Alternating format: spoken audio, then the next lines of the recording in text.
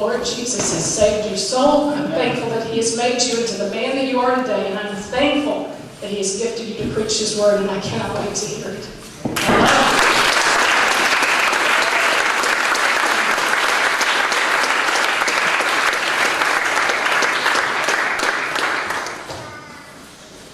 Thanks, Mom. Way to get me all emotional before the sermon.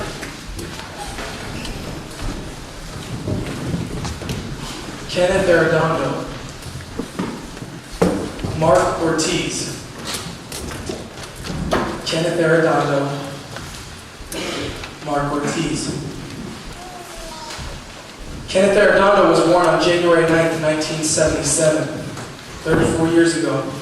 He grew up in New York City, and as a kid, he was viewed as a very frail and weak guy. He was known as the class wimp. Even into high school, he was known as just a weakling. When he graduated high school, he was fed up and he decided to bulk up. The ridicule that he received as a teenager was turned in a desire to work out and to prove people wrong. So that's what he did. 6 days a week he was in a gym. He was lifting weights. He was drinking protein shakes. He was drinking muscle milk. He became a regular and everyone knew him. Kenneth went on to be a personal trainer for 12 years. During that time, he got into modeling and acting. He was extremely good looking. He was extremely ripped. Kenneth had a beautiful girlfriend who he later married in 2005. In the world's eyes, Kenneth had a lot. And people that knew him would have loved to be in his position. Mark Ortiz was born in 1966.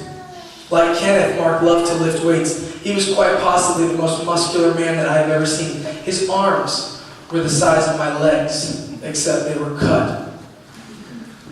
He owned his own gym, he was a bodybuilder, and he was a personal trainer. And for much of Mark's life, he lived in sin and darkness. But around the age of 31, God changed that, and he was saved. Mark went on to be an evangelist for the gospel, and he told everyone that he came into contact with about Christ. Now, let's rewind the clock about 3,000 years, and I want to tell you about another man. This man's name was Solomon.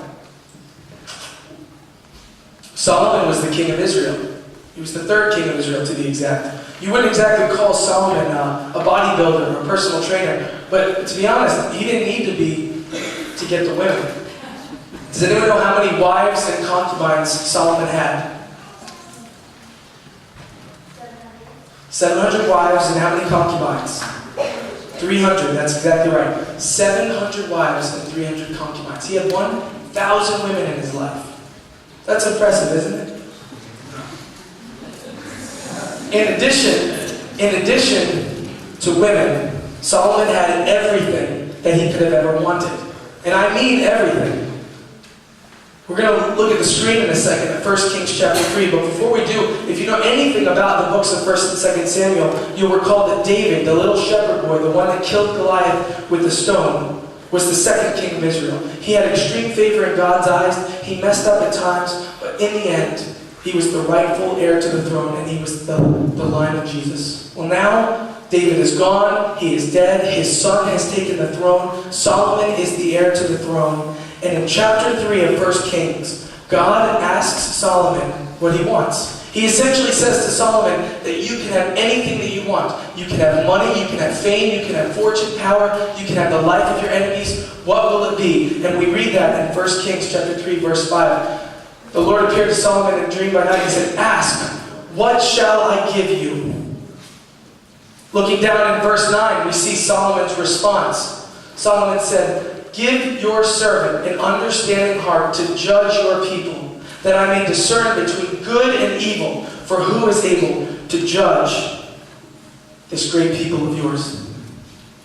This man Solomon, who was guaranteed to have anything, chooses wisdom and a discerning heart. Now, personally, I know I would have not chosen wisdom. I know for a fact I would have either chosen $1 million, I would have chosen success in life, maybe a beautiful wife, maybe the ability to play college football like Gordy Lockbaum. But I would not have chosen wisdom. But Solomon asks for wisdom. And in verses 10 through 14, continuing in the story, we see God's response to Solomon's request. The speech pleased the Lord that Solomon had asked this thing. Then God said to him, because you have asked this thing, and have not asked for yourself long life, nor have asked riches for yourself, nor have asked the life of your enemies, but have asked for yourself understanding to discern justice. Behold, I have done according to your words. See, I give you a wise and discerning heart, that there has not been anyone like you before, nor shall anyone arise after you. I have also given what you have not asked, both riches and honor, so that there shall not be anyone like you among the kings all your days. And finally, so if you walk in my ways, to keep my statutes and my commandments, as your father David walked, I will lengthen your days.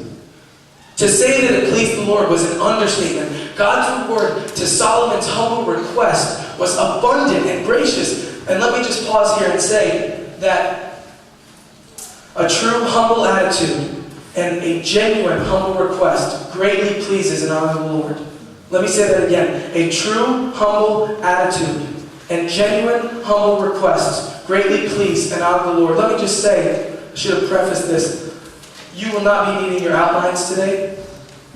You will not be needing your outlines today. You can take notes on your own. You can do whatever you need to, but we will not be sticking to the outlines. I want you to pay attention and stay focused and not focus on the words that are on the page. Back to pride, back to humility. There are countless places in Scripture that talk about God's hatred of pride. Proverbs 6:17 says that God hates a proud look. Proverbs 8:13 says that God hates pride and arrogance. In every aspect of life, humility is always a good choice, but especially when dealing with the King of the universe. Look at the favor God gives to Solomon. The best way to receive similar favor is to have a humble attitude when approaching the Lord. So, when we look at Solomon, we have a man that was literally granted by God to have abundant wisdom and endless riches and incomparable honor and unmatched popularity. The total package. 700 wives, 300 concubines. That imagery is just mind-boggling. 1,000 women. According to 1 Kings 4, Solomon was not only the richest, wisest, most honorable man of his time, but he was the richest, wisest, most honorable man to ever walk the face of the earth. Look, as I read from verses 29 through 34 of 1 Kings 4. God gave Solomon wisdom and exceedingly great understanding, largeness of heart like the sands of the seashore. Thus Solomon's wisdom excelled the wisdom of all men of the east and all the wisdom of Egypt. He was wiser than all the men, and then list a bunch of men. His fame was in all the surrounding nations. He spoke 3,000 proverbs. His songs were 1,005. He spoke of trees from the cedar of Lebanon, even the hyssop that springs out of the wall. He spoke of animals, birds, creeping things, fish. Men of all the nation, kings from all the earth, who had heard of his wisdom, came to hear Solomon. This guy was brilliant. He was brilliant. He spoke of trees. He was a botanist. He spoke of animals. He was a zoologist. People from all over the world came to hear this man speak. He would have been smarter and wiser and more popular and better at selling houses than Jimmy Zaspel himself.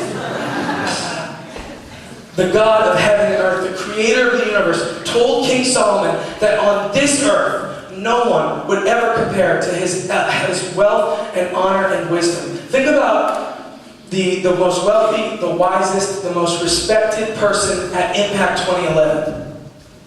Maybe it's Seth Fuller, maybe it's Julian Amarelli, who knows, maybe it's Dylan McKeon. Think about it. Now, take that imagination to a higher level. Who is the most respected, wise, wealthy person at your school? How about in your neighborhood or your town? Bump it up a little farther. How about in your state? Or how about in the entire United States of America? Who's the most popular person in America? Is it Justin Bieber? Is it Barack Obama? Who's the most honorable person? I think it's George Brooks. Think about that person. Think about the wealthiest, wisest, most respected man or woman in the entire world. Let me tell you, at that point, that person would not even compare to King Solomon. This guy was a stud in every sense of the word, and I'm not just talking about volleyball. He had it all. It's crucial that you understand how successful Solomon was. It is crucial that you grasp how successful he was. But there's one important fact, and this is my point today. There's one fact that you need to realize. Even after Solomon had everything, and even after he had all the desires of his heart, he was not satisfied. How is that possible? How can someone who has everything not be satisfied?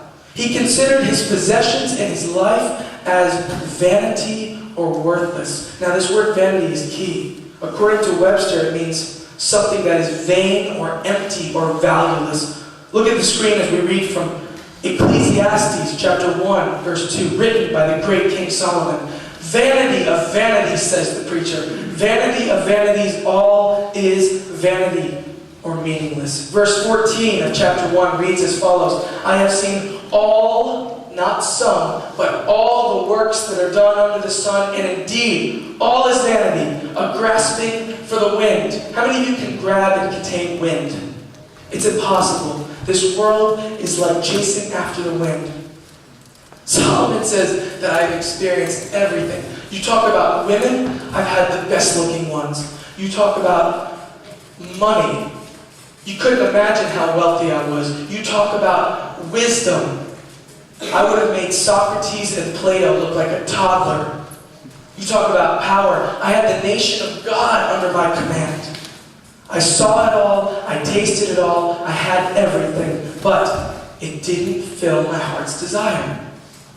No satisfaction was met. In chapter 2 of Ecclesiastes, verses 3 through 10, Solomon gives this list. He gives this list of attempted pleasures. I searched in my heart how to gratify my flesh with wine, while guiding my heart with wisdom, how to lay hold on folly until I might see what was good for the sons of men to do under the sun all the days of their life. I made great works. I built myself houses. I planted myself vineyards. I made gardens and orchards. I planted all kinds of fruit trees. I made myself water pools from which the water of growing trees of the grove. I acquired male and female servants. Servants were born in my house. I had greater possessions of herds and flocks than all who were in Jerusalem before me. He continues on. I gathered for myself silver, gold, treasures, kings, singers, the delights of son and men, and musical instruments of all kinds. So I became great, and I excelled more than all who were before me in Jerusalem. All my wisdom remained with me. I did not withhold my heart from any pleasure, for my heart rejoiced in my labor. After listing all his attempts at pleasure in this world, the next verse, he comes to this conclusion. Then I looked at everything, all the works that my hands had done, and the labor in which I had toiled, and indeed, all was vanity and grasping for the wind, for there was no profit under the sun. He goes on to say that phrase, all is vanity, 13 times, 13 more times in the book of Ecclesiastes. Solomon truly believed that his riches and his social standing and his fame and wisdom and everything that he had ever accomplished was worthless. Now take a second and think about your earthly dream or your goal. What would fulfill your life? What would make your life? For me, as pitiful as it sounds, it's going to the University of Georgia. What is it for you? Is it buying a house? Is it driving a yellow Hummer? Is it becoming a doctor? Is it graduating high school? Is it getting a college degree? What is your goal? I don't know what your dream is, but I do know this. I know this for a fact. No matter what you accomplish, and no matter how big you dream, and no matter what you amount to in this life, you will never amount to the greatness, and you will never be as decorated, and you will never compare to King Solomon. It's impossible.